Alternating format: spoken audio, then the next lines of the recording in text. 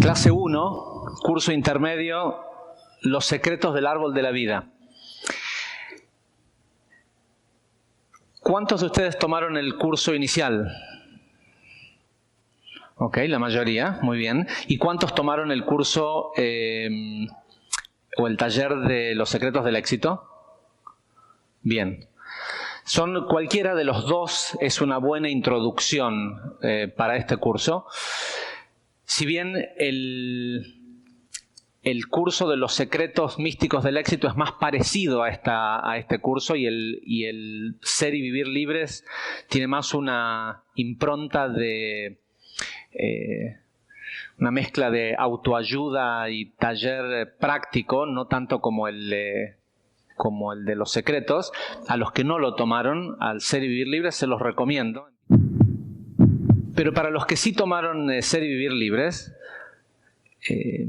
la premisa fundacional del curso es llegar a que la persona entienda o se dé cuenta, o llegue por sus propios medios, a la conclusión que él, quien sea él, ella, quien sea que es, no es su cuerpo. Esta idea de que nosotros no somos nuestro cuerpo es algo que no es un tema menor. Es muy difícil para los seres humanos sentir que son otra cosa distinta que lo que es capaz de sentir. ¿Sí? ¿Cómo voy a... Si mi forma de relacionarme con mi medio y con la vida es a través de lo que siento, ¿cómo me van a decir que ese instrumento que yo utilizo para sentir, que es el cuerpo, es lo que no soy? Yo soy otra cosa. Y lo lógico, por eso este es el curso intermedio, lo lógico es que ante la propuesta de empezar a pensar yo no soy el cuerpo, la inteligencia del cuerpo busque una forma de engañarnos y hacernos pensar que somos otra cosa, que no es el cuerpo, pero que tampoco es quien nosotros realmente somos. ¿Qué se les ocurre que puede ser esa otra cosa? No, el alma es lo que somos, ¿sí? El alma es lo que somos, pero al alma no lo conozco, no lo siento, no tiene como presencia física en este mundo. Y yo estoy acostumbrado en que creo en lo que veo. Lo que siento, lo que toco, eso es lo que es real. ¿Cómo va a ser real mi alma si no la puedo percibir? Entonces, ¿qué otra cosa puedo percibir? Porque de repente, si hubo algo que escucharon en ese primer curso inicial que resuena como verdad, el cuerpo tiene mucha experiencia en esto de jugar el juego de satisfacer sus deseos. Entonces va a decir, bueno, si le hago pensar que todo lo que escuchó es mentira, es difícil porque mientras estaba ahí, cuando se iba a la casa sentía que era todo mentira, pero mientras estaba ahí algo sonaba como que era cierto. Entonces le tengo que hacer creer a este tipo, a esta tipa, porque el cuerpo nos ve a nosotros de esa forma, No somos su amigo, ¿sí?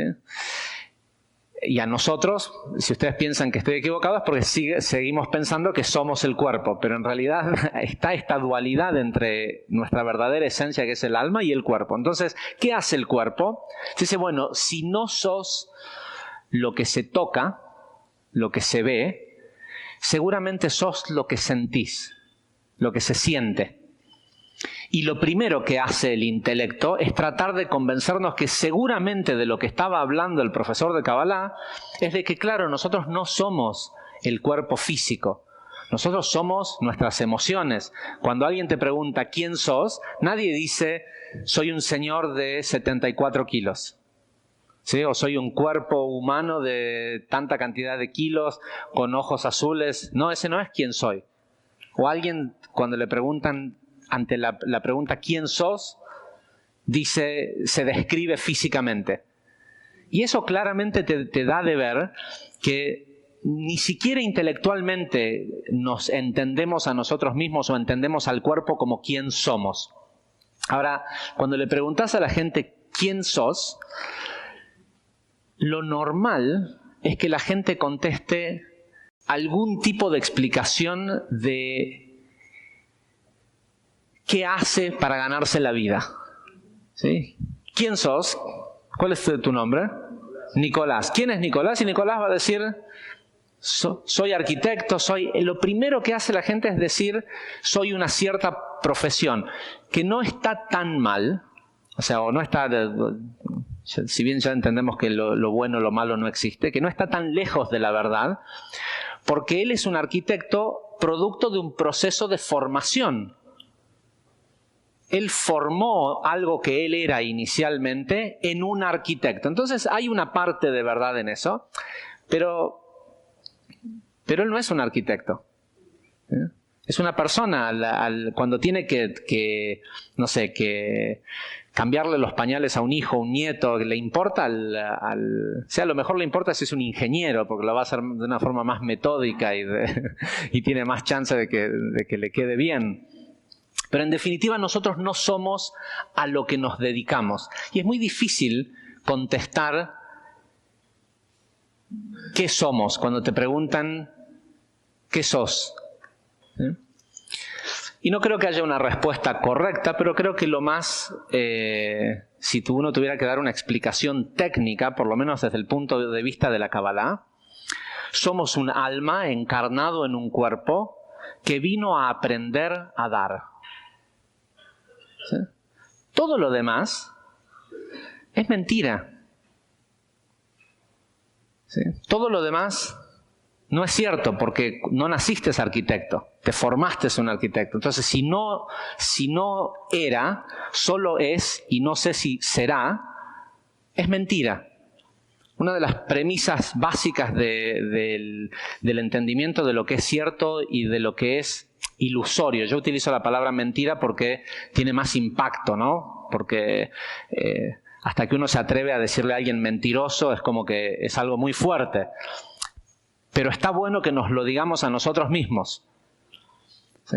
Y lo que la Kabbalah determina como verdad o ilusión, porque en realidad no se habla no hay un mundo de mentira, no aparece en los textos cabalísticos el concepto de un mundo de mentira, aparece algo que se llama Olam HaEmet, el mundo de la verdad, y la ilusión de esta creación. ¿Sí? Este holograma, este invento. Ahora, todo lo que es verdad fue, es y será. Entonces, si vos no naciste arquitecto, ser arquitecto es mentira. No es que es mentira porque no, si tenés el título, todo, pero no es quién sos.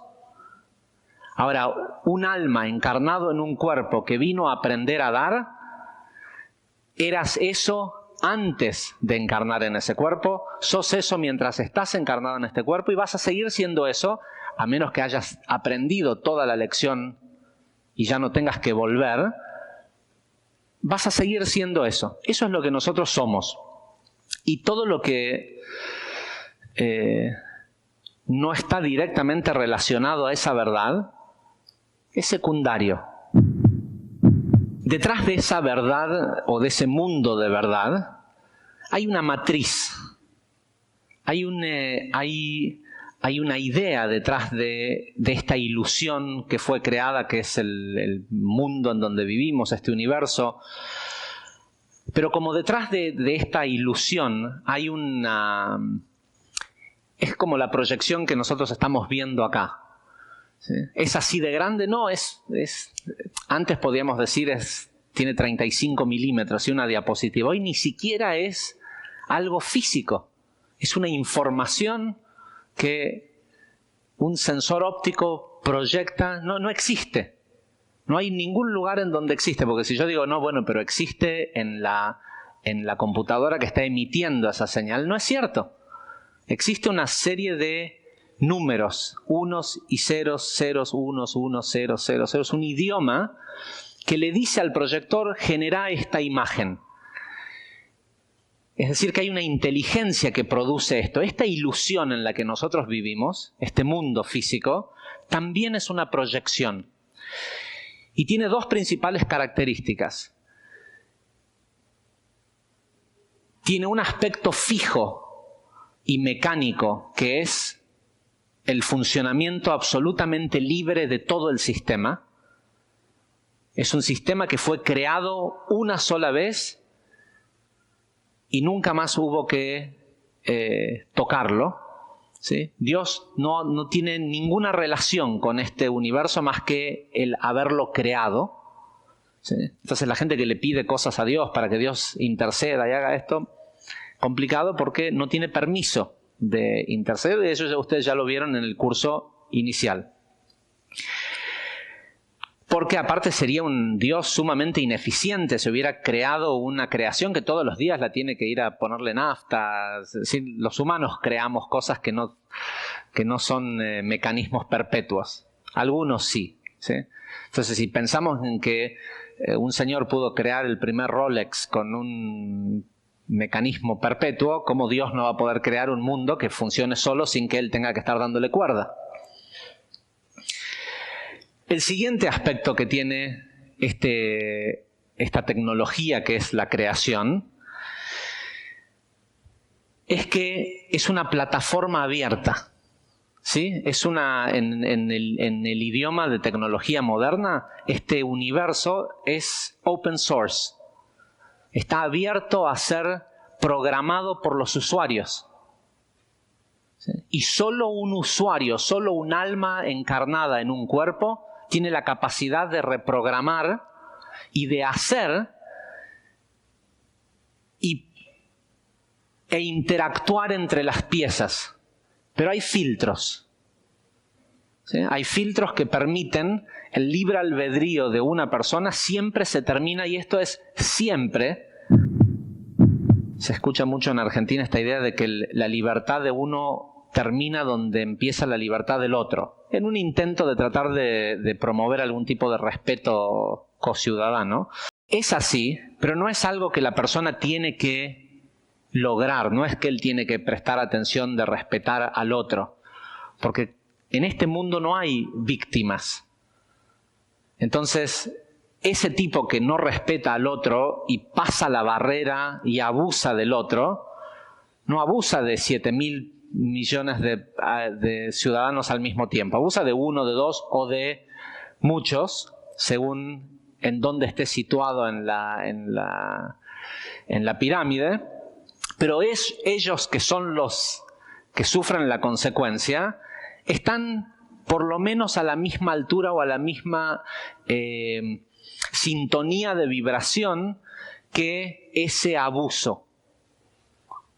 Es decir, que si ellos no fueran permeables, no les pasaría nada. ¿Sí? Y generalmente terminará en algún tipo de dolor o de sufrimiento que produzca un aprendizaje que la persona no hizo de antemano. Entonces, las únicas personas que tienen el códex, ¿sí? El código para entrar en la plataforma, en este open source universe, en este universo de plataforma abierta, y modificar la realidad, son los reyes. Únicamente los reyes. Ahora, yo pensaba que si uno le diera para escuchar la cuarta clase del curso Ser y Vivir Libres a una persona que no escuchó las primeras tres, se levanta y se va. ¿Sí? Porque ustedes escucharon las primeras tres clases antes de escuchar esta idea de que o sos rey o no sos nada. Pero esta idea de ser rey es porque nuestra vida está hecha de infinidad de reinados. ¿Sí? Tus relaciones de pareja son un reinado, tu familia, tu relación con tus hijos es otro reinado, tu empresa, ir a jugar al fútbol una vez por semana con tus amigos es otro reinado. Y la pregunta es, en cada uno de ellos, ¿sos rey o sos esclavo? Si la persona se mueve en su vida con el intelecto, luego la emoción o el corazón y recién después la acción, ese tipo es un rey. ¿Sí? Y puede ser que es un rey en su empresa y es un esclavo en su casa. Esto pasa, una persona que es rey en todos los aspectos no necesita volver a encarnar en un cuerpo en este mundo. Pero mientras estamos acá es porque en algún área de nuestra vida no hemos alcanzado ese nivel de dominio. El lugar más crítico para lograr ser rey es la emoción. ¿Qué es lo que te define? Dos personas, dos mellizos, gemelos, idénticos de cuerpo, genéticamente idénticos. ¿En qué se distinguen? Metafísicamente la diferencia entre gemelos idénticos es el deseo. Tienen deseos distintos. Desean distintas cosas. Porque el verdadero ADN metafísico de un ser humano es el deseo. Ahora, ¿en qué se diferencian? En que ante una determinada situación van a actuar distinto. ¿Por qué van a actuar distinto? Porque sintieron algo distinto. Entonces, de golpe esto que uno dice, no, bueno, yo no soy el cuerpo, yo soy algo más elevado que el cuerpo. ¿Qué hace que el cuerpo se mueva, actúe, quiera, vaya, busque, trabaje? ¿Qué hace todo eso? Es la emoción. Entonces yo debo ser la emoción. ¿Sí? Entonces, si te preguntan quién sos, dices, soy una persona amorosa, pero soy una persona que a veces se enoja. Pero esas son todas emociones. Y lo que queremos aprender en estas próximas 4 semanas es que tampoco somos la emoción. La emoción es la que controla a la acción, pero no solo a la acción de nuestro cuerpo, sino a todo lo que se acciona en nuestros reinados. La emoción es un sistema emisor y no es lo mismo que el sentimiento. El sentimiento es lo que sentimos con los sentidos una vez que permitimos que la emoción emita una cierta vibración que termina sintiéndose en el cuerpo. Y creemos que es real porque se siente. Las emociones son el proyector. ¿Sí? Y si vos al proyector le conectás una computadora y buscas algo en Google, hoy en día casi lo que sea, la palabra que sea que busques en Google, la mitad de las cosas que van a salir van a ser pornografía, algún tipo de... ¿Han hecho una búsqueda en Google últimamente? Buscás, si no tenés filtros en tus máquinas, ponés flores de no sé qué y te sale una señora desnuda con la flor con la cosa en la oreja. ¿Sí? Ahora, después está en uno en qué decide cliquear. ¿Sí? ¿Qué es lo que voy a emitir? Pero de lo que se trata primordialmente esta clase, más bien este curso, es entender cuál es el idioma detrás del sistema de proyección. Esto que ustedes ven acá, que es el logo de nuestra institución, es una de las imágenes cabalísticas más antiguas que hay. Sin embargo, es una que tiene muy poca difusión, principalmente porque el primordial estudio de la Kabbalah se llama Talmud Eser Sfirot, el Talmud de las 10 emanaciones, o de las 10 esferas. Y lo que se relaciona con este estudio es el estudio del árbol de la vida. ¿Sí? De las 10 sefirot del árbol de la vida. Esto que ustedes ven acá se conoce como la flor del árbol de la vida. Son un total de 7 esferas que comprenden las 7 sefirot inferiores, a usted ahora lo vamos a ver en detalle. Y en las intersecciones, ¿sí? No importa cómo uno gire, estas bolitas que uno ve acá son el árbol, ¿sí? No importa cómo sea que uno lo gire, siempre las sefirot caen en el mismo lugar.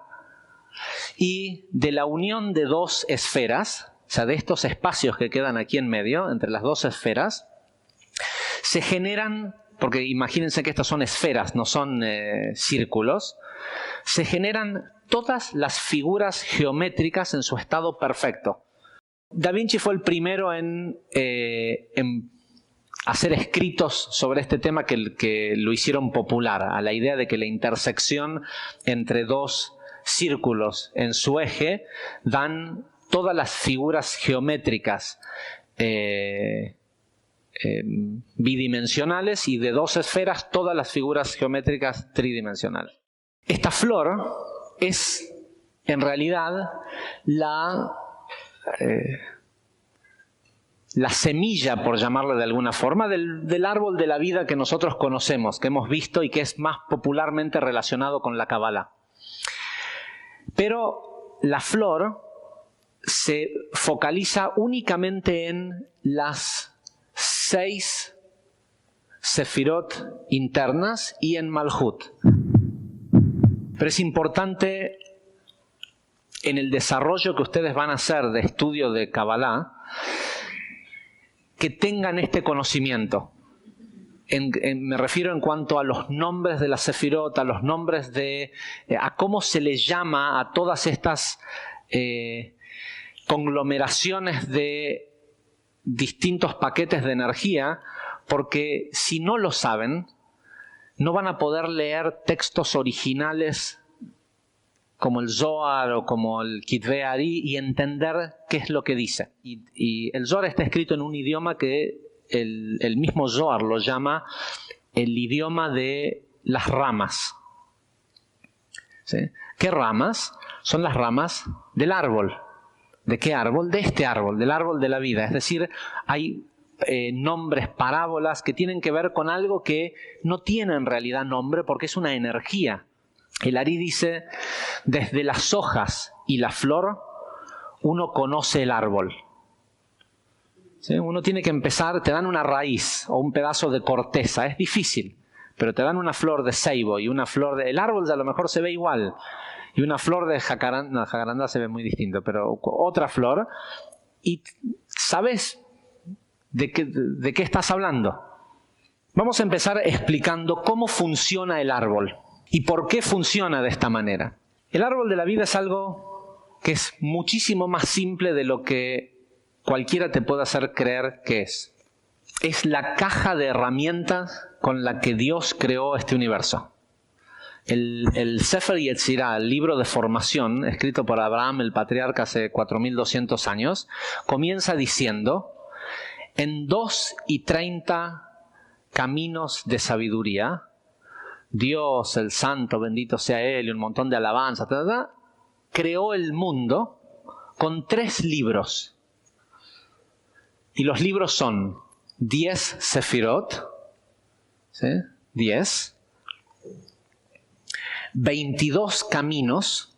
Si uno cuenta todas estas rayitas, son 22 rayitas. Eso ya son 2 y ya son 32, ¿sí? 22 más 10. Y estos 22 corresponden a las 22 letras del alfabeto hebreo. Y el tercer libro, no es claro por qué el Sefer Yetzirah utiliza la palabra libros, ¿sí? Pero son como 3 entidades. Una es las 10 sefirot, o estas 10 dimensiones, las 22 letras hebreas que son los caminos entre las dimensiones, y las vocales, el sonido. Y con esa herramienta y 10 dichos, uno por cada una de estas 10 esferas, 10 dichos divinos, en el libro de Génesis, Dios creó el mundo, el universo, los planetas, todo. Ahora, ¿cómo funciona? Esto de acá arriba es lo que podríamos llamarle Dios. Pero por ahora aléjense de la idea de Dios, porque estamos viendo la parte mecánica de cómo funciona esto de Dios para abajo. Y es 100% luz. Su única esencia es la luz del mundo infinito, ¿se acuerdan?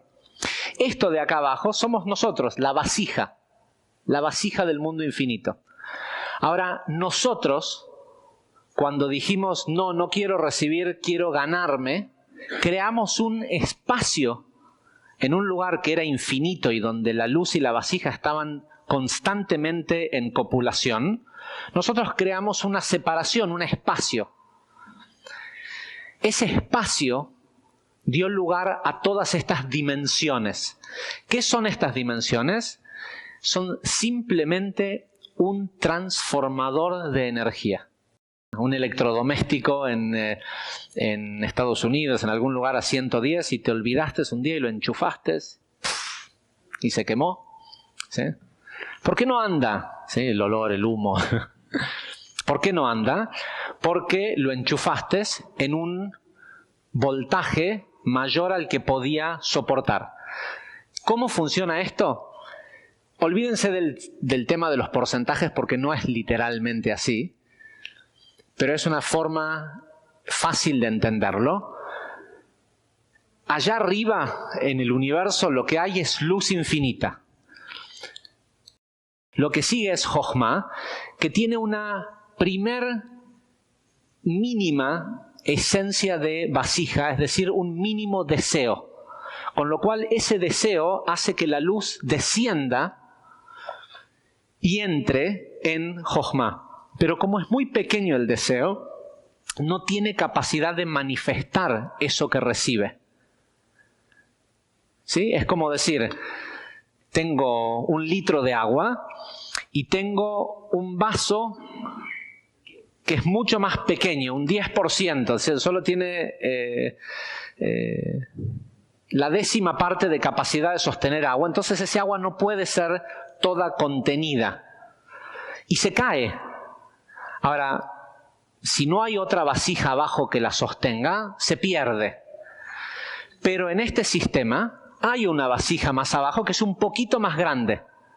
Y así continúa hasta llegar aquí abajo, en donde no hay nada de luz propia, pero hay un gran deseo, una gran carencia, una vasija por lo menos tan grande como la luz infinita. Y ojo que este es un punto en donde muchos de nosotros fallamos, ¿sí? En que no percibimos que si lo que está allá arriba es la luz infinita y yo estoy acá abajo, yo debería de tener un deseo infinito. Porque el cuerpo, como se conforma con poco, aunque parece que es mucho lo que pide, con lo que se conforma es con poco, es con un ratito de placer, nos convence de que no gastemos mucha de la energía del cuerpo para conseguir esas cosas infinitas. Gasta un poquito y recibí mucho placer, porque eso es lo único que le importa al cuerpo. La forma en cómo esto funciona es de la misma forma que funciona un sistema de un tendido eléctrico. Tenés una planta que genera energía, una cierta cantidad de potencia, a altísimo voltaje, y la razón por la cual la genera a altísimo voltaje es porque cuanto más alto es el voltaje, más largo es el trayecto por el cual esa energía puede ser transmitida sin perder potencia. Acá en Argentina tenemos plantas generadoras que emiten energía, la cantidad que sea de megavatios hora, pero en la línea de alta a 500.000 kilovatios. Una línea de 500 kVA puede transmitir energía sin perder potencia. ¿Cuánta distancia? 500 kilómetros.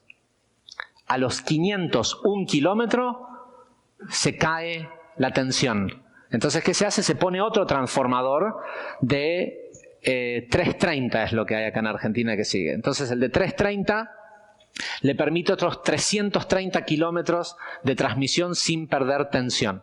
Y así hasta que llega a 220 voltios. Los otros son kilovatios. Hasta que llega a 220 voltios, donde vos pones tu licuadora. Nosotros somos la licuadora. Ahora, la planta generadora genera potencia. Con un sistema de electrónica de control, sube el voltaje para poder transmitir, pero lo que genera es potencial, potencia, kilovatios hora, capacidad de mover motores y de hacer cosas. El hecho de que yo tenga acá 220 voltios no reduce mi potencia. Si yo tengo buenos cables, puedo consumir todo lo que Endesa Costanera fabrica, lo puedo consumir en 220 voltios. Toda la misma potencia. Es decir, que el hecho de que la luz baje desde los mundos infinitos hasta este mundo físico disminuye el voltaje para que no nos quememos, pero no disminuye la potencia o el potencial de lo que nosotros podemos hacer con eso. Esto es parecido. Y ojo que Dios no tiene ninguna intención de que le den un respeto mayor del que yo le doy diciéndole planta generadora de energía. La solemnidad y todo eso es para la iglesia y para la sinagoga. Acá conocemos cómo funciona el sistema. No hay, de hecho, uno de los lugares en donde más se pierde energía en este sistema, cuando la gente va a sinagogas, es a través de la solemnidad y de la falta de alegría al hacer las cosas en pos de ser respetuosos con Dios, con un supuesto Dios omnipotente que necesita que lo respeten. Es omnipotente, pero si no lo respetan se pone como loco. Es una locura pensar que ¿sí? Si uno empieza, tenemos que empezar a preguntarnos y a cuestionar todo y empezar a ver, ¿esto es cierto o es mentira? No mentira porque me estén mintiendo, es parte de la ilusión o es parte de la verdad del Olam Emet, del mundo de la verdad. Estas sefirot estos transformadores están divididos en 3 grupos primordiales. El primero se llama Gimel Rishonot, que quiere decir las 3 de la cabeza, de las 3 de arriba, que son netamente intelectuales. Keter, Jochma y Binah son sefirot intelectuales, porque no tienen concepto, no tienen aspecto de vasija. ¿Sí? Son mayormente inteligencia o luz, como le quieran llamar. A mí a la idea de lo divino, personalmente, me parece que la forma más apropiada de llamarle es una inteligencia. Luego vienen las 6 centrales, que son llamadas Zeir Anpin. Zeir Anpin quiere decir en arameo pequeña cara. Después van a escuchar también en algunos textos, que a Keter, que es lo que se le llamaría Dios, por llamarle de alguna forma, la idea de Dios Padre es Jochma. Es Abba, esa idea de Dios Padre, Dios misericordioso, y todo esto es Jochma, no es Keter. Y la idea de la presencia divina en el cristianismo o de la Shejinah en el judaísmo es Binah. Esto es Keter, este es el que pensó todo esto. Es el que inventó la idea de un Dios y de una Shejinah y de todo. A Keter también se lo conoce como un nombre externo que es Atik Yomim, que quiere decir largos días, son todos términos en arameo, o Arich Anpin, que quiere decir la cara larga, y esto tiene que ver con la idea de la barba de Dios, este concepto de que Dios usa barba. No sé si han visto alguna vez, si buscan imágenes de Kabbalah, y van a ver algunas imágenes que hay como dibujos de lo que sería Dios, con una barba que está toda segmentada en 13 segmentos. Bien, entonces las 3 de arriba son intelectuales, las 6 intermedias son emocionales, y Malhut es la acción, es la licuadora. Si les llegó energía, funciona. Y si no les llegó, no hay excusas. No hay, le llegó poca energía. No, si le llega poca energía se quema. ¿Sí? También han oído de eso, ¿no? Baja la tensión, no llega la suficiente cantidad de energía, el artefacto se quema. Y por eso es que nosotros decimos tan rotundamente que sos rey o no sos nada. La licuadora no prende un poco. Tenemos que dejarnos de mentirnos a nosotros mismos. ¿Soy feliz o no soy feliz? ¿Amo a mi esposa o no la amo? ¿Mi negocio da dinero o no da dinero? ¿Tengo la plata en el banco o no la tengo? ¿Pago las cuentas a fin de mes o no los pago? No hay la licuadora, sí, bueno, no, a lo mejor le hace falta aceite. Esas son excusas. Es preferible saber decir, no funciona. ¿Qué tengo que hacer para que funcione? Que hacer de cuenta que no, es parte del plan que no funcione durante una determinada cantidad de tiempo. Sí, es parte del plan maestro de que aprendas. Y una de las cosas que tenés que aprender es a darte cuenta si la luz está prendida o está apagada. No hay grises. Hoy se escucha mucho, yo lo escucho, cada vez que lo escucho, hay tanta gente que dice que habla de espiritualidad en televisión y hablan de la vida pasa por los grises y no hay que ser extremista. Bueno, no hay que ser extremista de ser de talibán o, ¿sí? o religioso, lo entiendo. Pero la vida no pasa por los grises, ni siquiera pasa por los negros. La vida pasa por la iluminación, porque cuando muevas el switch se prenda la luz. Pasa porque las cosas funcionen y funcionen fácil. Cuando cuesta y todo, hay que deshacerse de esa corrupta idea que nos vendieron nuestros padres y nuestros abuelos de que si luchás y si... No hace falta luchar.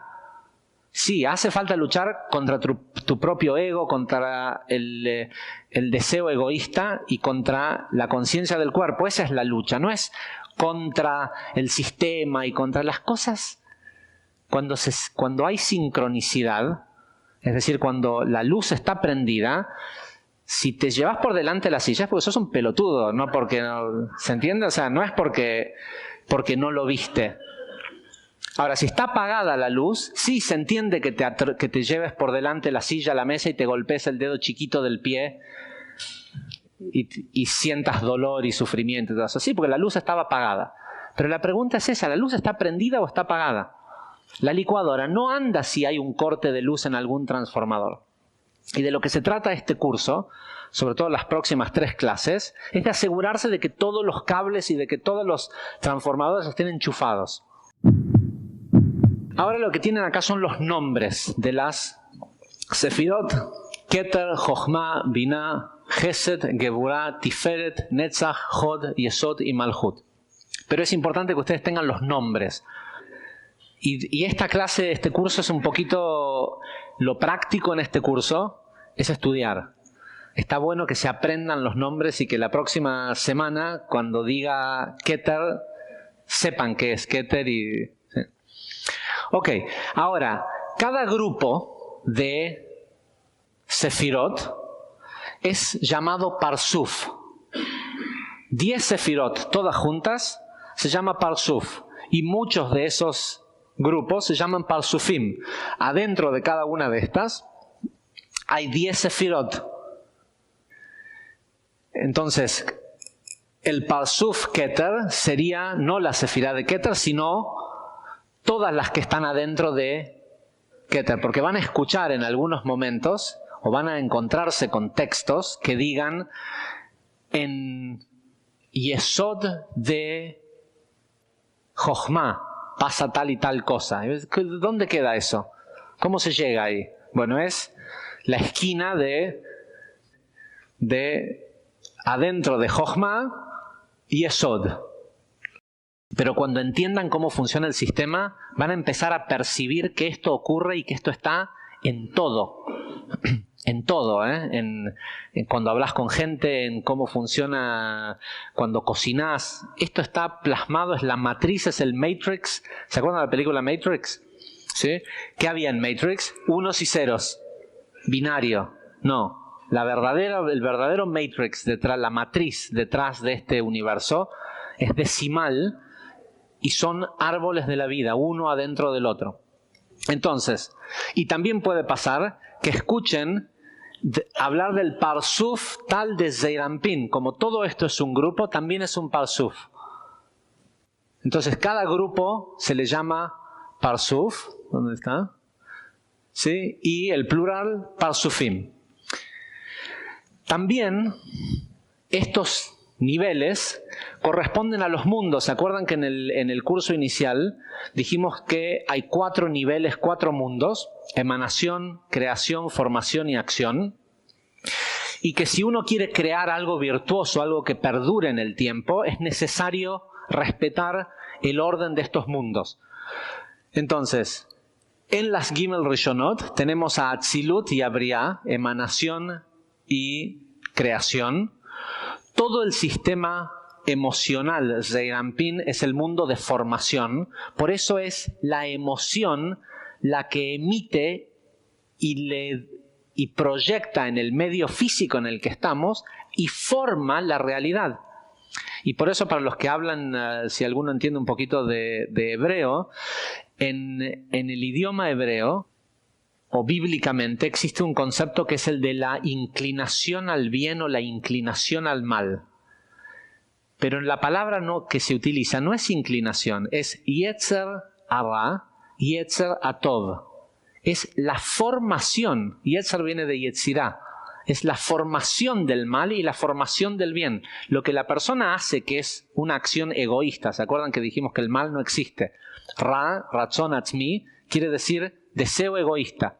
Entonces, lo que la persona hace por deseo egoísta forma mal a su alrededor. La realidad que le toca vivir a una persona a su alrededor, en su provincia, en su país, en su continente, es la suma de las proyecciones de todas las personas. ¿Sí? Y hay un punto en donde esas proyecciones se tocan, pero no se mezclan, a menos que haya afinidad de forma. Una persona que está entera puede caminar a través del valle de la muerte y no siente miedo. ¿Escucharon alguna vez ese salmo? ¿Por qué? Porque la persona que está entera solo tiene afinidad con aquello que está entero, y lo que está entero tiene la luz prendida. Y otra cosa que es importante entender es la función de la emoción. ¿Qué hace Zeir Anpin? Zeir Anpin, cuando escuchen la palabra Zeir Anpin, visualicen un ascensor. No hay una forma física en este mundo más fácil para interpretar Zeir Anpin que un ascensor. Zeir Anpin es un alcahuete, lleva y trae. La función que tiene es avisarle a los mundos. ¿Vieron este concepto? Lo vamos a explicar con más detalle en la clase que viene. El concepto de como arriba abajo y como abajo arriba, las leyes de reciprocidad. Bueno, ¿cómo se enteran arriba lo que pasa abajo? Zeir Anpin le cuenta. Y después que eso genera un efecto, ¿quién hace que eso descienda y produzca lo que produce? Zeir Anpin. El principal trabajo espiritual que nosotros tenemos pasa por Geburah, Gesed y Tiferet, que son el dar, el recibir y el balance entre los dos. Una de las áreas más manipuladas del estudio de la Kabbalah respecto a este concepto es la idea de restringir el deseo. Restringir el deseo no es algo cabalístico, no es algo que provenga de la Kabbalah. Restringir el deseo es un concepto oriental. Uno no puede restringir el deseo porque nosotros somos deseo. Sería como, vos podés restringir al cuerpo, que es algo que no somos, pero nuestra esencia metafísica es el deseo porque somos la vasija del mundo infinito. Entonces no se trata de restringir el deseo, se trata de domarlo. ¿Qué quiere decir domarlo? Balancearlo con el deseo de dar. Entonces, si tenés mucho deseo egoísta, no trates de ser menos egoísta. Trata de ser más altruista. No trates de ser menos. Tiferet, que es el primer lugar, lo van a ver la semana que viene cuando veamos cómo viaja la luz, es el lugar en donde a la mayoría de la gente se le corta la corriente. ¿Por qué? Porque para que Tiferet exista necesita la misma cantidad de positivo y negativo, de masa y de corriente. Y si no son equivalentes, no genera luz. Ahora, ¿qué pasa si tenés mucho deseo egoísta? Es una muy buena señal. Quiere decir que sos una gran vasija. No tenés que tratar de querer menos, tenés que tratar de dar más. No pasa por reprimirte. Al revés, pasa por darse cuenta que si uno tiene ese gran deseo y esa gran capacidad, y es un genio consiguiéndole cosas al cuerpo, también puede ser un genio consiguiéndole cosas al alma. Y las cosas del alma duran para siempre, porque son de verdad. En el libro de la formación, en el Sefer Yetzirah, dice, después de decir que Dios creó al mundo con 2 y 30, no me pregunten por qué, pero dice 2 y 30, no dice 32. Sí sé por qué, pero es porque el orden como aparece el número 32 en la primera letra de la Biblia, de la Torá, es una letra Bet, que tiene valor numérico 2, y la última letra es una letra Lamet, que tiene valor numérico 30. Y para que quede claro de que a lo que se refiere con el libro con el que Dios creó el mundo es la Biblia, en lugar de decir el Sefer Yetzirah, en lugar de decir con 32 caminos de sabiduría Dios creó el mundo, dice con 2 y 30, para que se vea que el orden es que está relacionado con... La Biblia no es un libro de cuentos, es un plano de obra. Cuando empieza el Sefer Yetzirah a describir las 10 sefirot, dice, al principio había una luz blanca, infinita, pero cuando Dios sintió la necesidad de crear el mundo, emanó 10 emanaciones luminosas, 10 y no 9, 10 y no 11. ¿No le creeríamos a Dios si dice que son 10? Que tiene que tomarse el trabajo de decir, mira que son 10 y no son 9 y no son 11. En la historia la famosa historia y otra cosa que es un dato interesante bíblicamente, este árbol de la vida del que habla la Kabbalah todo el tiempo, no aparece en la Biblia. Dice, de todos los árboles podrás comer, pero del árbol del conocimiento del bien y el mal, no comas porque seguro morirás. Y uno lo entiende a este árbol de la muerte como lo opuesto al árbol de la vida. La cosa es que Dios le dice a este hombre recién creado, no comas de ese árbol, que está en el centro del jardín. Si era tan venenoso y era tan malo el árbol, ¿no lo podría haber puesto en otro lado? Lo va y lo pone. Hacía horas que había nacido. Adán y Eva eran bebés recién nacidos. Está bien, los había hecho ya grandes y hablaban y todo esto. Pero acababan de llegar al mundo. No pones un tarro de veneno en el medio del living de tu casa si tenés chicos chiquitos, o un perro o lo que sea. Lo pones en un lugar lejos. ¿Cómo es que Dios no pudo poner al árbol del conocimiento del bien y el mal lejos del alcance del ser humano? El cómo es porque el árbol del conocimiento del bien y el mal y el árbol de la vida son el mismo árbol. Y no les podía dar vida sin que estuviera presente el árbol del conocimiento del bien y el mal. El árbol del conocimiento del bien y el mal es comer, no comas del árbol del conocimiento del bien y el mal, del intelecto, ¿sí? Porque seguro morirás. Es comer de las sefirot intelectuales antes de madurar emocionalmente. ¿Cuántas horas les dijo Dios que esperen? 6 horas, dice la historia bíblica. ¿Habrán sido 6? ¿Habrá creado Dios el mundo en 6 días? Es un Dios omnipotente y le tarda 6 días crear que era sindicalista, trabajaba reglamento. Si es omnipotente, ¿no puede crear el mundo todo en un instante? ¿Por qué en 6 días? Y descansa el séptimo, que encima se cansó de crear el mundo.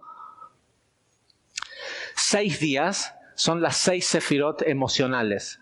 Y el día de descanso es el lugar en donde la emoción descansa, se manifiesta físicamente. 6 horas es lo que tenían que esperar para desarrollarse, no es 6 horas de reloj. Era, esperen a desarrollar la emoción y ahí coman del intelecto.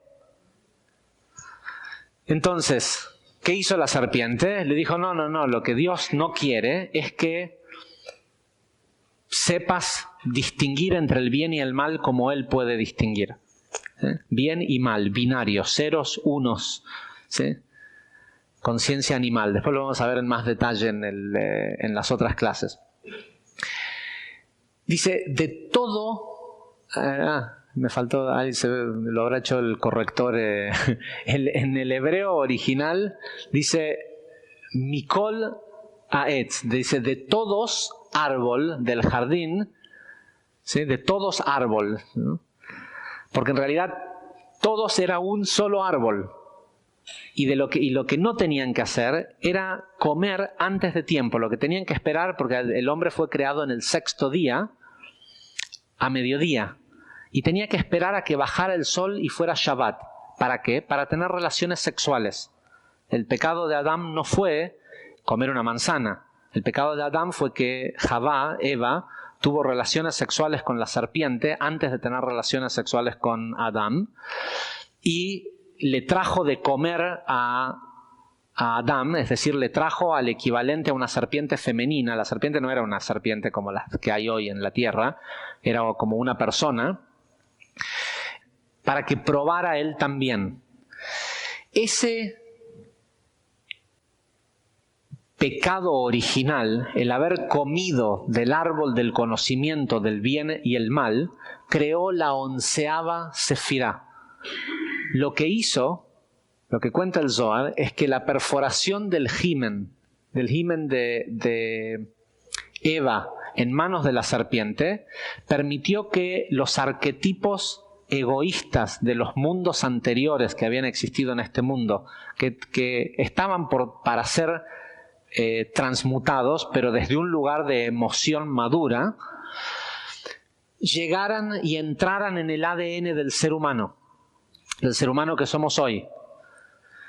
Hay un diseño divino también detrás de eso, que podría haber sido evitado, era una de los mundos paralelos de las opciones, pero en definitiva lo que hizo es que creó una perforación en esta línea que divide el intelecto de la emoción y hace que constantemente a la gente les lleguen algo parecido a ideas cuando aún no están maduros para recibirlas. El caos que la gente tiene en su vida generalmente es la precipitación de algún tipo de intelecto que si proviene de Da'at ya sabemos que no es solo un intelecto es del árbol del conocimiento. Y nosotros tenemos, fíjense el empuje que hay en este mundo detrás del conocimiento. La tecnología y las escuelas y todo es detrás del conocimiento. El conocimiento es como alguien en un determinado momento de la historia reconoce una realidad. El reconocer, eso es el árbol del conocimiento del bien y el mal. Es el decidir, con el diario del lunes, ¿sí? La historia, que algo fue bueno o algo fue malo.